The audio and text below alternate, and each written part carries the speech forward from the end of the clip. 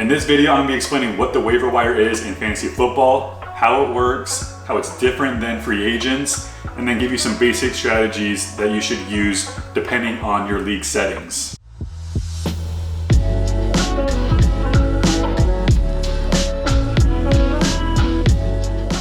So I'm first going to provide a simple definition of what waivers are, and then I'll go into the entire process to help give it a little bit more context. So what are waivers?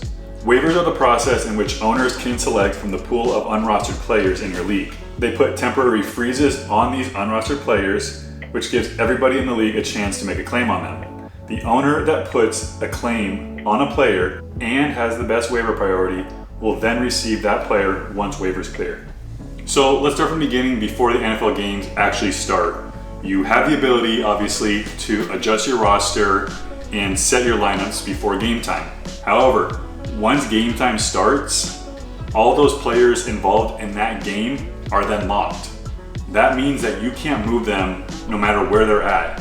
If they're in your starting lineup, they're stuck there. If they're on your bench, they're stuck there. Or if they're unrostered, you can't pick them up until waivers are processed that week. And then at that time, all the players that are unrostered go from being considered a free agent to being on the waiver wire. So the weekend games play, and depending on the results of those games, if there's players with breakouts or if your team suffered an injury, whatever it is, you want to make changes or additions to your roster. So before waivers are processed, managers have to put in a claim for the players that they want to acquire that particular week. Placing a claim for a player is essentially the same thing as just adding a player. The only difference is that it's considered a claim when you're getting them off the waiver wire, and you have to wait until waivers process to see whether or not you actually acquired that player or not. When it comes to free agents, that's just first come, first serve, and you can pick up and drop players in an instant. So now it gets to the time when waivers actually run.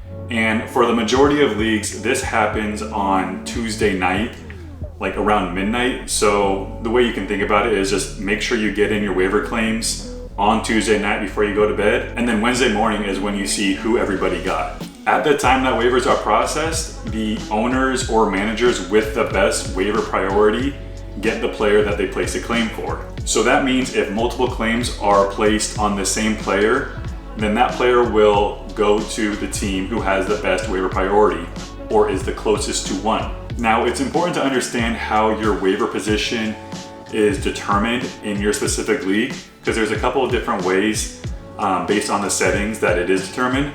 So one way is where at the end of each week, the waiver priority is set in the reverse order of your standings, meaning that the team with the worst record in the league gets the best waiver priority, which would be number one, and then the team with the best record in the league gets the worst waiver priority. The reason they do this is to kind of help even out the playing field and give the teams with the worst records a chance to get the top pickups each and every week. Another way that waiver priority is determined, which is a very common way used in many leagues, is based on who used their waiver priority most recently. This particular waiver setting is called a continual rolling list. And what that means is that once a manager uses their waiver priority to make a successful claim on a player, they then drop to the end of the priority list in their league. In this type of league setting, the order is never automatically reset. It's all dependent on who is the most recent person to make a waiver claim. So for example, if someone has the number one waiver claim one week and chooses not to use that on adding any players, they will keep that priority until they use that pick. Now, if you're in a league like that where you get moved to the end of the list after you make a waiver claim, it's important to understand that not every single player that you want to pick up is worth quote unquote burning that waiver priority for. So when looking at the players, just determine whether or not, if you have a good priority that week, let's say you're in like 1, 2, 3, or 4, and there's not a ton of breakout players that week, it may be worth to save that waiver priority until the following week when there might be a better player available. Now, once waivers are processed, all the unclaimed players that were not acquired during that waiver period then become free agents and can be picked up on a first come, first served basis without affecting your waiver priority. And the players that were dropped in that waiver process will go back on the waivers for 24 hours. I hope this gave you some clarity when it comes to the waiver wire process and how they differ from free agents. If you have any questions, please put them in the comments below. And please remember to subscribe if you got value from this video to get more in the future.